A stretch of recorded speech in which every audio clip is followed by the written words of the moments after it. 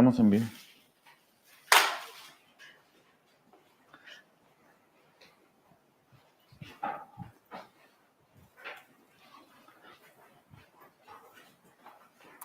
Listo, pues estamos en vivo. Bienvenidos todos. Qué bueno que se pueden conectar. Bueno, no vamos a hacer mucha introducción. Mi nombre es David de TACTISHOP, bueno, parte del equipo de TACTISHOP. Tenemos dos invitados de lujo, uno por primera vez en México y pues bueno, sin más los quiero presentar para comenzar con esta entrevista y esta transmisión. Bueno, primero que nada, Chris, come over here, please. Hello.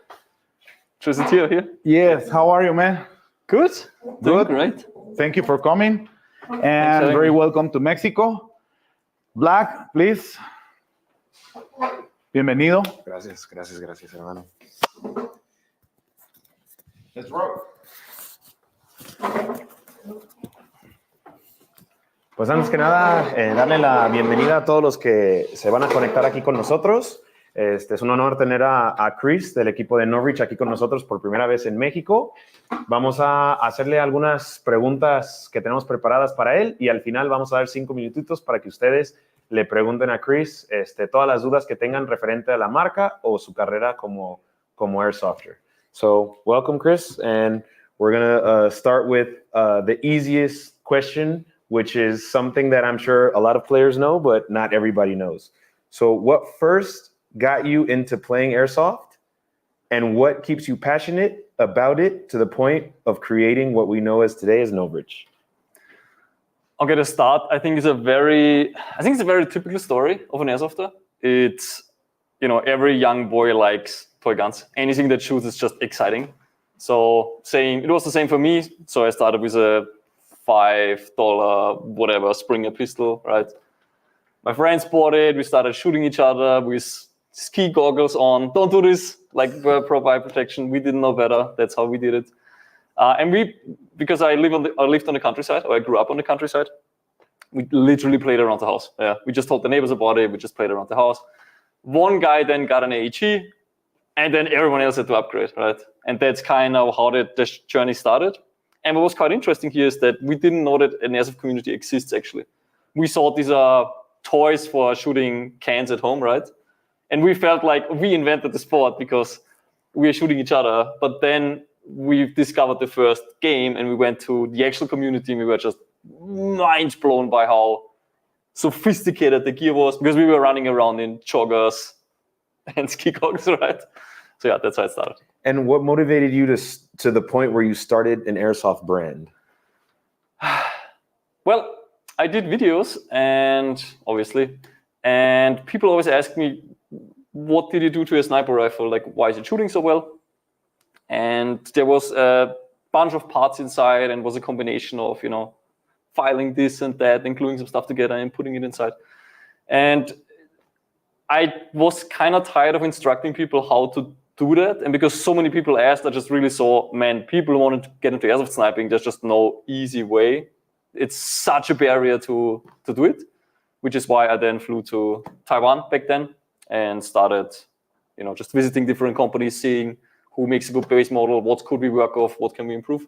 And that's how I don't know if it's here. I think I saw one over there, how the SG-24 was born. Quick commercial about that replica. El primer sniper en México, lo compró David de TACTISHOP. Lo tenemos por ahí, David, para que lo mostremos. Si no, ahorita en un ratito la presumimos. All right, thank you. And what's the best piece of advice you've ever received in relation to airsoft? The best advice was by a YouTuber called, how was the guy called? He is from the UK. He's not making videos anymore. I forgot his name. But what he said in one of his videos is that how he improves in the game of airsoft is that every time when he gets hit and he raises his hand, he immediately thinks, why did I get hit right now? Kind of like just raise your hand, shout hit, and then observe the situation. Why did you expose yourself? What, did you get shot to the back? Maybe you didn't have your back covered. And while you walk back, don't be angry about, I got hit, but think about, why did I get hit? How can I avoid it in the next situation? Yeah. And that really makes a difference because Because airsoft is not a competitive sport. I think some people never really seriously try to improve. They can just kind of swing it and naturally get better. But if you really take the time to think about that, why you got hit, it does make a difference. It makes a difference. Thank you. Esta la puedes traducir, se me hace. Ok. Ahí les va. Básicamente para los que no entendieron esta parte, lo que comenta Novritsch es que es muy importante cuando te hitean, no que te enojes o que te desesperes, sino que pienses por qué te hitearon y analices la situación y a tus alrededores para comprender y que no lo vuelvas a repetir o entender qué puedes hacer para la siguiente vez mejorar cada vez más tu calidad de juego. All right, so we have the SSG-24. This is the first Novritsch sniper that was used in Mexico. Yeah. This is going up on the wall as a relic. So nice. Thank you for helping airsoft grow in Mexico. And which is your favorite Novritsch brand gun, airsoft gun, and why? There's a couple actually. So on a after work kind of game, like evening CQB game, I run the SSR9 DSG usually, just because if it's a not very sophisticated game where I just throw on some mask, I don't even change. I literally play like this. I just take the SSR9 and I'm good to go. It's lightweight. It has the firepower for CQB. So there's that. Also SSP5 for CQB. When I go out, however, I do very much like, and I think that's also because that's how I started, I like the A1, SSG10 A1. We have all of these fancy stocks out there, the other variants, which also cost more. But honestly, I think the A1 gives you everything you need. The ergonomic, even it's a very traditional, let's say, more boring looking rifle. Here. I don't know, it's just growing me. Like it's just lighter than the other ones. And even though it's outdated from a looks perspective, I think it makes the most sense actually. Yeah. Even small details like when I go to the bolt handle, I don't have to break the grip on this gun. Because if you have a pistol grip here, you have to get your thumb out of the pistol grip, go on here, okay, rack the bolt, and then bring your thumb back in here, which why here you don't have to do that, right? You're already here. Like you literally go like... So that's really still my go-to for outdoor games. All right, awesome. And I'm talking about a little bit more about the SSP5. Everybody in Mexico, or a lot of people know about this replica. And it's considered probably, if not one of the best sidearm in airsoft at the moment. So could you tell us what was the process to develop the best sidearm in airsoft at the moment? We actually have one here. Okay, that's packed. ¿Me pasan una SSP5, por favor? Yeah, you can get it. I need a knife. Está cerrado. Wait, I'm getting one here. Okay. Good.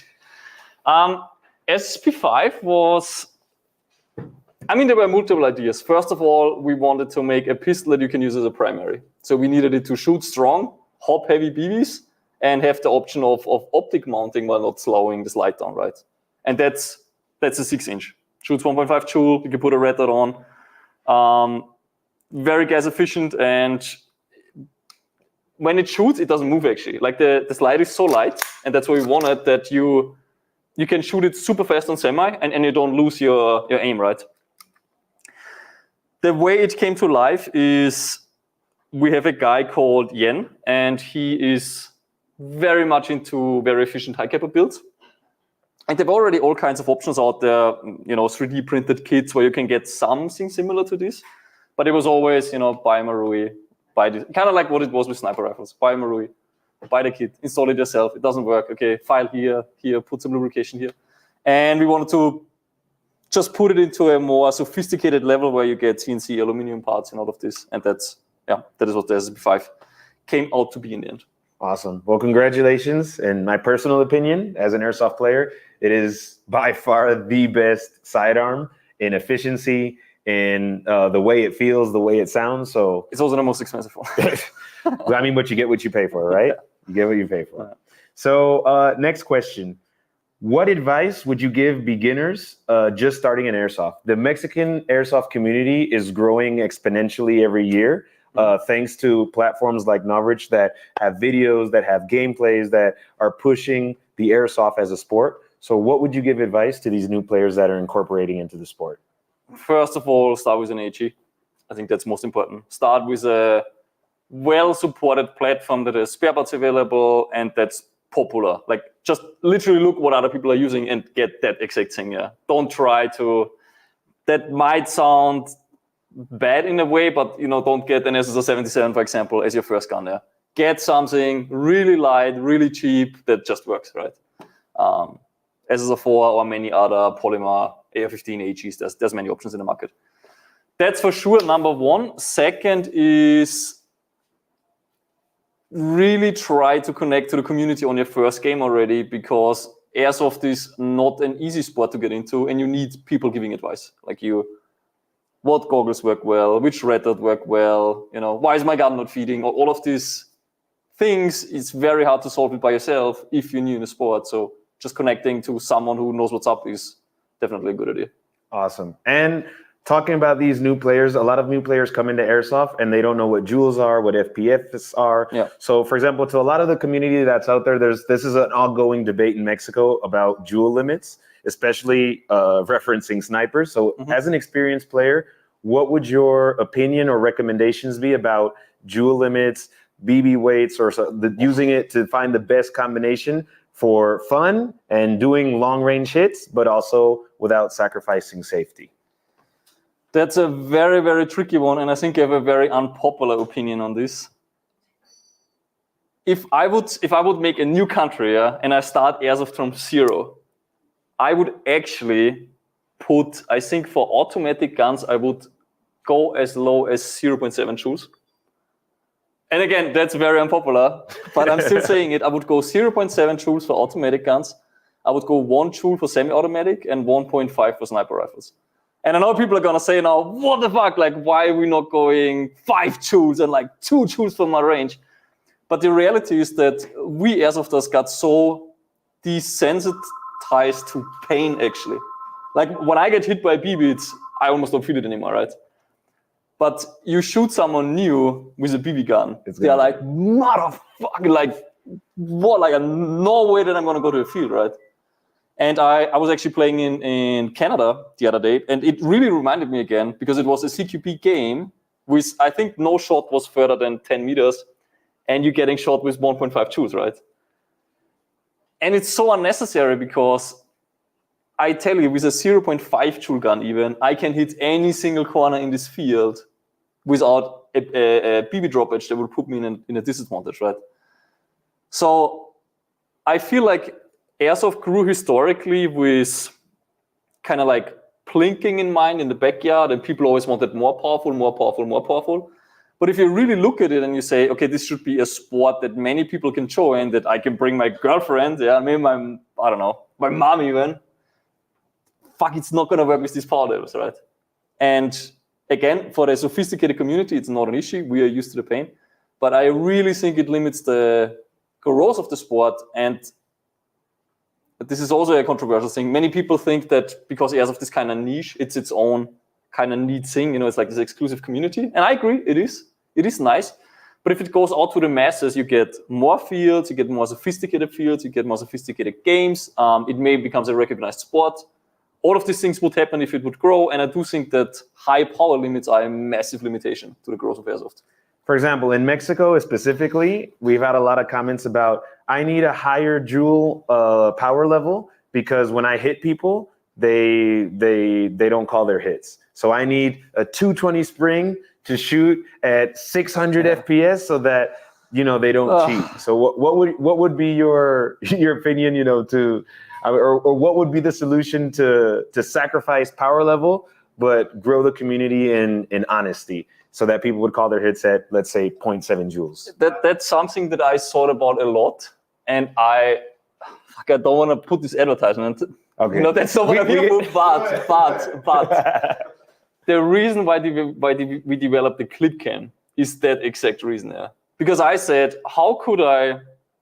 Refs from airsoft fields came to me and said, we always have this issue that the people come to us and they say, hey, this guy didn't call his hit. Here, I show you on my GoPro. And then they show on this tiny screen, they try to find it. And the guy's like 20 meters away and there's no way you can prove it on video, right? And then there's zoom cams where you have the issue of, okay, you turn it on. you record for 1 hour and then you turn it off and now try to find that 5 seconds, right? Which is why we made the clip cam also really, really affordable. I think it's under 100 USD in America. It's probably a bit more expensive. But yeah, man, you hit someone, and if it doesn't call it, you just click the button and you have it immediately on your phone and you can show it to people, right? So I think that's a much healthier way than pain, just saying, okay, I'm going to cause so much pain that there's no way that the person doesn't cheat. Because the problem is you don't just inflict this pain on cheaters, but you inflict it on everyone, right? And that's that's not good. Ahí yo creo que debemos de traducir un par de cosas. Okay. Lo de los límites, si hubiera un país nuevo.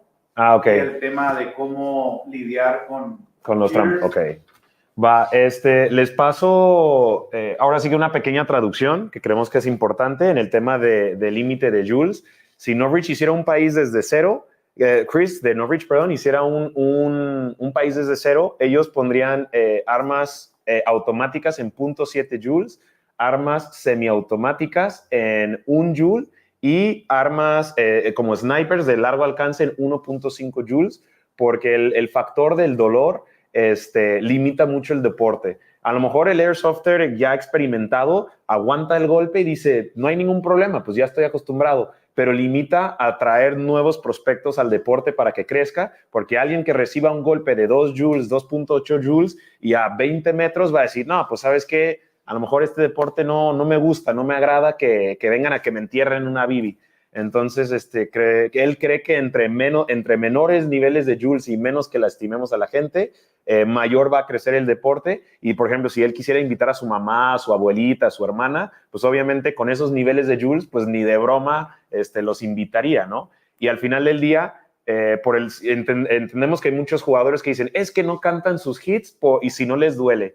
Entonces, por eso se desarrolló precisamente este tipo de productos como el Scope Cam de Novritsch, que en en específico, cuando tú y te encuentras con un traposo, le picas al botón, ya está grabando, ¿no? Le picas al botón y te hace un clip nada más de ese momento en la que te inmortalearon, y en vez de mostrar en tu GoPro a 40 metros que ni siquiera se ve la trayectoria de la bibi, mira cómo me está inmortaleando y no se ve, pues ahora sí con el Scope Cam ya se ve la trayectoria de la bibi y ahora sí podemos empezar a fomentar un poquito más la honestidad y exponer a los tramposos, ¿no? Pero que él no cree que en lo más mínimo es adecuado aplicar dolor para que alguien cante su hit, que para eso hay elementos tecnológicos y tantos millones de dólares en desarrollo para este tipo de productos, en vez de a lo mejor un resorte de 220 a 600 FPS con 46, ¿no? Creo que es todo, ¿verdad, David? Perfecto. All right, so just a quick translation of everything you just said. And now talking a little bit about TACTISHOP, we would like to know, obviously there are thousands of distributors on worldwide. So out of all the distributors that you visited, what have you seen about TACTISHOP, about the physical store, the online store, the customer service, the warranty, how we've helped grow Airsoft through Novritsch products? Like, what have you seen in your less than 24 hours? And obviously from other parts of the world, looking at the digital aspects of TACTISHOP. Well, I don't speak Spanish, so it's hard to judge on the online store, but just by the way it looks, how clean it is, and how structured, I do think it helps a lot in navigation. Because, man, there's some airsoft stores that, let's say you go into, you wanna buy a sniper rifle, right? And you get flooded by like 200 options. And especially if you're a beginner, it's kind of, you maybe just choose by looks, which is a massive mistake, right? Like there's only a few platforms in the market that you can truly use out of the box, right? But users might choose because they know it from a video game, and then they get a really bad experience. So I do really appreciate that there's a very clear selection of brands here, that you just say, okay, these brands we really trust in, we know these models really work, so that's the ones that we put into the market. And I think that's really, really important, because that's what makes people stop if they get a product that doesn't work, right? Definitely. All right. And would you like to give maybe a quick update about what makes the following products special? The SSR 77, the SSR 4, Gen 2, SSP5 we already talked about, and the SSG10. So people that maybe don't know these products could know a little bit more about it and what makes this big brand so reliable on the field. Okay, I'm gonna keep it short because I could talk about this for hours. Yeah, SSG10A1, now when it came out, I think it was it is still actually, it is the most affordable sniper rifle that doesn't break on you, even if you put the strongest springs in there that are existing in the market, and it can hop heavy BB out of the box. And that's really the key factor to long-range sniping. Yeah, it's a certain amount of power. Yeah, don't go too high, and being able to hop heavy BBs for a, I think, still unbeaten price in the market right now. So that's the SSG10. SSG10. Then SSR4 was our take on the AEG platform. Now we're going to come out with the SSR4 Mark II very soon, but we can still talk about the Mark I because we have it here. Also here, we just wanted to do what people do with the AEGs at home, you know, what they tune after a long time of playing. We wanted to do already out of the box. So there's small details in this gun, like you don't see from the outside. Yeah, it's very unfortunate. You will really have to go into the details. But for example, the gear set in this rifle, it's CNC gears, yeah, which means they are machined from a disc of steel rather than powder pressed sintered gears, which you find in pretty much all AEGs in the market. Small details that makes a massive difference because gears break over time. Yeah. So you will not see gears stripping in this gun, and especially now on the Gen 2, where there's a reinforced gearbox shell, these are very long-lasting AEGs. Comes with an ETU out of the box. You can program it, you know, if you're adjustable precocking, binary trigger, snappy trigger response. It has teens. So again, we looked at what do people do, well, not even what people do, what the people working in our company, because they're mostly as of players, what do they do to the AEGs? And here we just created it again out of the box. So the intention is, just like on the SSG10A1, that you get something that you just grab. It's already high performing out of the box, and it comes at a very affordable price. And it has precision barrel? Yes, it does, yeah. Okay. 603. Good. Man, I always forget where I take the stuff from. You good? What else do you need? What else was on the list? SR77, you can give me the A2. This one? Yep. Right. Good. 77 that's a bit of a different take. So M4s and AR-15s, they came to a level in airsoft where they are really, really sophisticated, right? They are, when you hold them, they feel like a real firearm. The same goes for other platforms like the HK416, the SIG lineup and all of this. But the AUG was really left behind. And until the 77 launch, you couldn't get an AUG AEG that didn't feel crap, frankly speaking, yeah. They had ABS bodies, they were kind of rattly. And 10 years ago, AUGs were kind of okay compared to everything else in the market, but everything else gets caught up except for the AUG, right? It was just really left behind. And it is a rifle built in Austria, the real steel one, which is where I'm coming from. And that's also what I used in the military. And I just felt like, man, it's such a shame that such an ergonomic platform and such a famous platform also, you know, from games like Counter-Strike, you see it in many movies. Just no one really ever took care of it, that it comes again into the, you know, year 2024. So that's what we did. We gave it, there's the A1 and the A2. The A2 we just brought into the modern assault rifle age with the M-lock handguard, QD points, electronic trigger unit, everything you could wish for in a modern AEG. And on the A1, we also just tried to really tighten on all the tolerances, give it a mid cap out of the box instead of a high cap, and have details like, you know, the order barrel on this rifle, which is very, very tight in there. And that's actually on purpose because usually they are too wobbly. This one is so tight, I can't even get it out. That's how tight it is. And again, this is something that we wanted because on the existing platforms, it wobbles, right? Like the order barrel goes all the way into the rifle, and when they're easy to disassemble, but they just wobble all over the place. And then you cannot get precision if you don't have a tight fitment between the optic and the order barrel. So that's, again, what we try to achieve here, a well-performing AEG. Awesome. Thank you so much. I'm going to put this back. Okay, we have a few questions. All right.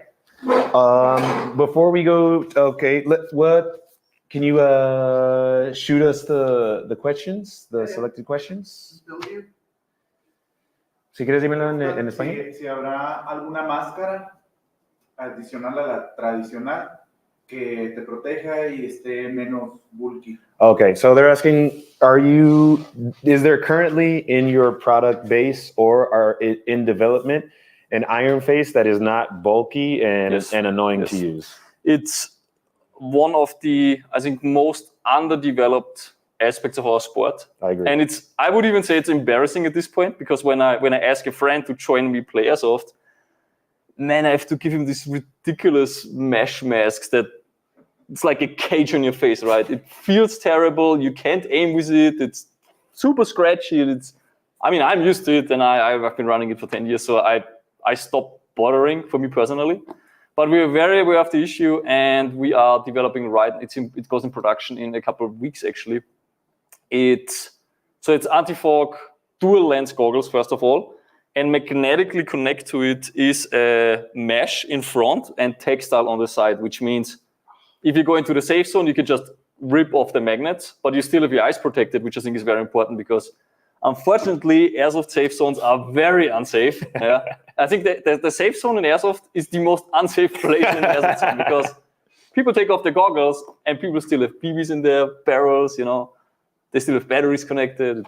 It's terrible, actually. It's something that we definitely have to address in airsoft. But yeah, when I go into an airsoft safe zone, I never take off my iPro, right? And this is why I cannot wear a mask in the game, because I go into the safe zone, I want to take it off because I'm hot, but now I expose my eyes to that guy over there who didn't empty his chamber, right? So this is why we have this connection, this magnetic connection. You can just rip it off. You still keep your iPro on. And it's textile on the side, so you can aim. You can go super low, right? But in front, it's still a metal mesh, so you can breathe very easily, and it still protects you from BBs. You can get your teeth shot out. And also, you don't have that issue of the gap between your goggles and your mask, because it's made to fit each other.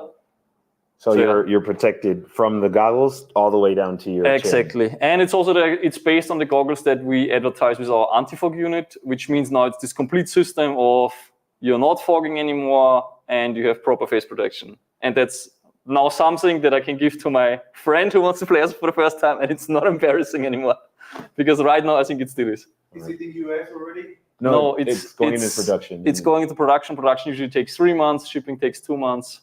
Okay, so let's say in 6 months from now we should have it. Okay, maybe al final del año la vamos a tener aquí. Okay, quizá al final del año ya lo tengamos aquí en TACTISHOP para que hagan sus pedidos. Sí, la máscara, ¿no? La máscara. ¿Qué otra pregunta? También el AK. Okay, the AKs. When are you going to bring AKs into the Novritsch product family? Before New Year, it's launching. It's what? Before the end of the year? It's already in production. Ya está en producción y antes del final del año ya la está lanzando. Preguntan también cuál es la peor herida que ha tenido en un juego Airsoft en tantos años de jugar. Okay, and all of your years of experience, what has been the worst injury that you've had on an airsoft field? I was shot in my, how do you call that thing? And the throat? Not throat, the ball. The ball, yeah, the Adam's apple, we call it in German. ¿Cómo se llama esto en español? La manzanita, le dispararon en la manzanita. Yeah. And I lost for, I think, not long, maybe like 3 or 4 seconds, I lost consciousness, actually. Like it just knocked me out. I was running up a hill, I got hit, and I woke up on the ground. And it wasn't long, again, it was just a couple seconds, but it was some spot with a lot of nerves, apparently, and I just knocked out. Que le pegaron en el cuello de manzana y que lo desmayaron. Como 4 segundos quedó desmayado, despertó y dijo, caray. Yeah. And funny bone also. It's actually in a video even. It's in a video where I get shot in the funny bone and I actually dropped my gun. Like it's such an instant pain that I had to, my gun just fell. Que le dispararon aquí en el nervio del codo y que le dolió tanto aquí, que le dolió tanto el que soltó la réplica y que sale en uno de sus videos. ¿Qué recomendaría para empezar? Creo que ya la respondió, pero si la puedes repetir, traducir. Para alguien que va empezando, una R, un sniper, DMR. Ok. Eso sí ya lo contestó. Lo que había dicho, they asked Ben, what would you recommend for starting airsoft players? Lo que comentó es que lo más recomendable es empezar con una réplica eléctrica porque es la que menos mantenimiento y menos detalles necesitan para empezar a jugar. Lo sacas de la caja, mínimo de la marca de Novritsch, lo sacas de la caja, empiezas a jugar, son duraderos, no te compres la más cara para que veas si te gusta, si te gusta el rol, y de ahí ya vas como diversificándote. Pero para así por lejos empezar con una réplica eléctrica, si es de la marca Novritsch, qué mejor, porque ya tienen granes de CNC y ya tienen muchos upgrades ya integrados para que ya literalmente los saques de la caja y ya te pongas a jugar. Otra pregunta es si ya comió tacos. They want to know if you have eaten tacos desde que llegó. Yes. First thing, I arrived in Mexico City on the transit to Chihuahua. First thing, tacos. Que lo primeritito delicious. Que comió fue tacos de aterrizando, luego se fue al restaurante del aeropuerto y pidió luego tacos. Fue lo primeritito que comió. Ok. Las SSX23 High Power. Si va a venir a Estados Unidos, por lo tanto a México. Okay. If the SSX3 high power is going to hit the United States, which means consequently that it will be ¿cuál? 23. Yeah. La 23. If the high power version is going to hit the United States, which consequently means that it will be in Mexico. I think it's a bit tricky because it needs an orange tip, but it has an extended barrel coming out. Well, the reason why we made the high power version of the SX23 is actually because in Canada you cannot import, it's ridiculous, yeah, but you cannot import an airsoft gun that's under 366 FPS. That's a law in Canada. I'm not even kidding. So we have to ship our pistols with a long barrel into Canada, and then the customers actually take it off or put a short barrel back in. That's the reason why this product even exists, but it actually got popular because people want more powerful guns. In the US, we would have to probably paint that barrel orange. Like it's literally the inner barrel exposed, right? But if you want to create yourself an SX23 high power, you could just get the SX23 and you put this 303 millimeter barrel inside. And that would change it to high power? Not exactly. No, but you also have to change the trigger unit to an SSX 303 trigger unit because it has a stronger hammer spring. And so you could build it in Mexico, but it's going to be a bit pricey. If there's a demand for it, we can make it happen, yeah. Okay. Just básicamente para resumir, la razón por la que se creó esta réplica no fue porque fue una necesidad o un requerimiento en el Airsoft, sino porque no se puede importar una réplica de gas a Canadá que sea menos de creo que 360 FPS. It has to be over 366. Tiene que estar arriba de 366 FPS y por eso se creó este modelo. No lo tenían en el mapa para mandarlo a México porque fue como para meter la réplica a Canadá, pero si ustedes lo piden, con mucho gusto él puede revisar la logística para pintar el barril naranja, el supresor que va a llevar naranja y podemos lograrlo. Igual y a través de TACTISHOP podemos seguir preguntando para poder tener comunicación con Chris para lograr esto. Preguntan también si van a venir uniformes. We just talked about it a few moments ago.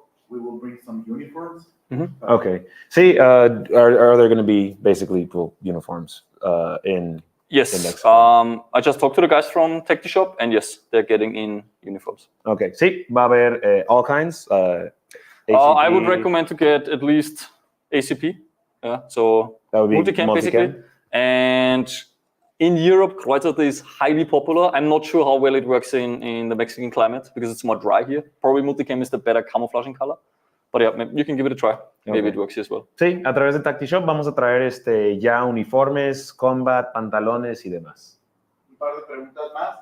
Preguntan si realmente se ha enojado en un juego con alguien o ha explotado. Okay. Have you ever exploded from anger in a game where somebody either cheated or was yelling at you or insulted you or? I had one situation where a person shot me randomly in the safe zone and I turned around and I couldn't identify the person. Like it was like, I just like 5 people hit me in the side and I looked and I don't know, the guy just disappeared. So that just drove me mad because first of all, it was in a safe zone, which is absolutely ridiculous. And that it didn't even have the guts to kind of like show who he was, right? That was just terrible. Maybe it was an accident, I'm not sure, but that kind of drove me mad. Also because it's an absolute violation of the safety in a safe zone, right? Also one of the reasons why I never take off my safety goggles. But did you like explode or you just kept it to yourself? I exploded internally. Let's put it like this. Que lo más que le ha pasado es que en una zona segura le metieron 5 BBs en la costilla y cuando volteó a ver quién había sido, todos estaban así como con cara de locos, nadie vio nada y pues sí explotó internamente, pero no lo externó a nadie en específico. I'm a very cold person. You will never see me shouting. Es una persona muy calmada, que es una persona que jamás vas a ver gritando o reclamando en el campo. Okay. ¿Algún último comentario que le quiera decir a la gente de México? Okay, is there any last comments or any last advice or anything you would like to say to the Mexican airsoft community? Well, I don't have clear numbers about it, but I feel like for how many people live in Mexico, it's surprisingly little airsoft players. And I don't know, that might be connected to the history, it might be connected to the weather being too hot. I'm not sure what it is, but I've been to countries with hot weathers, and they have much bigger communities. So figuring out why that is, and with the intention of growing the sport, which I think is really good for people, gets them out, creates an escape for people, it's adventure for people, they move and all of this. So I really believe that airsoft itself is something very positive for a country. Identifying what's the reason why it's so little there. I've been told that it might be import restrictions, which now with companies like TACTISHOP that problem is solved, but maybe because historically it was so hard to get these products into the country, it was really hard. But now that you guys can, just getting the word out there and just really growing the sport. Que a comparación de otras comunidades a nivel mundial, la comunidad de Airsoft es relativamente pequeño. Y pues a él le gustaría que cada quien se tome la tarea de identificar o investigar como por qué la gente no se está metiendo más al Airsoft. Él cree que hay muchísimo potencial, a lo mejor eran las limitantes de que no se podían conseguir réplicas o secundarias o demás, pero pues ya existen plataformas como lo es TACTISHOP para facilitar adquirir todo lo necesario para empezar a jugar Airsoft.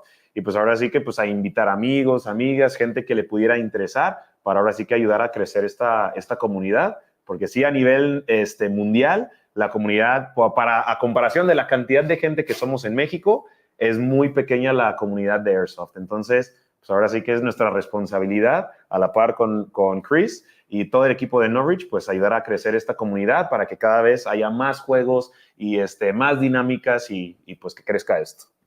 Ok, y finalmente, para terminar, me gustaría ver si puedes llamar al equipo de TACTISHOP para que vean quiénes son quienes preparan los pedidos, atienden los chats en general, sin mencionar a cada uno, pero que puedan estar ahí para que sepan que hay un equipo detrás de la página y que no solo somos una página. Vale, vénganse chicos, pues ahora sí, como lo dijo David, queremos invitar a pasar a todo el equipo de TACTISHOP que está atrás de los pedidos, de servicio a clientes, del tech support, de las garantías, de, oye, ¿qué me recomiendas? Pues los invito a pasar para que vean que no es solo una tienda en línea, sino pues es un ejército de gente que ayuda a que este proyecto funcione, ¿no? Y pues me voy a hacer un poquito para acá y pues ahora sí que pues gracias a David y a todo el equipo de TACTISHOP en todas las áreas, desde la área comercial, ventas, administración, contabilidad, de importación, inclusive pues hasta los embajadores como lo soy, o sea, pues ahora sí que estamos para atenderlos. Pues muchísimas gracias por tener la confianza en TACTISHOP. Esto va a seguir creciendo, siempre vamos a traer más cosas. Lo que salga nuevo, nosotros nos comprometemos con estar actualizando el mundo del Airsoft. Y pues ahora sí que, David, si quieres decir algo. Muchas gracias a todos los que se pudieron conectar, a los que comentaron. Lo bueno, lo malo, siempre nos ayuda a crecer. Y bueno, pues vamos a continuar con este día y vamos a cerrar con la rifa. Ahora sí. All right, we're going to do the raffle. And, cool.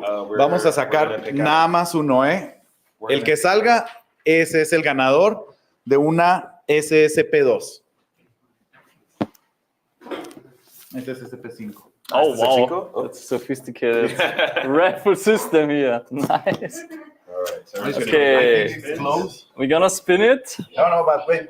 We need to close it. It's closed. No, but... okay. Yes, press it to spin it. Too much technology, mucha tecnología para mí. All right. Okay. Let's open it. I turn around. I can't open it. There we go. So, Yeah, that's one. That's the name. okay. So, the winner of the SSP2 is Antonio Moreno. Congratulations. Antonio Moreno, le podemos mostrar a la cámara que ahí dice Antonio Moreno. Antonio, vamos a contactarte vía Instagram y te haremos llegar la SSP2. El envío también corre por nuestra cuenta, entonces si quieres agregar algo más aprovechando el envío, con mucho gusto, no te dé pena. Bueno, muchas gracias a todos. Gracias por conectarse y bueno, vamos a continuar. Este va a ser un día de mucha actividad. Gracias a todos. Quisiéramos poder hacer esto en muchas ciudades de México. Lamentablemente, esta primera ocasión solo es en Chihuahua, pero tengan por seguro que a final de año o siguiente año vamos a tener muchas más sorpresas. Muchas gracias. Nos vemos pronto. Ahí nos vemos.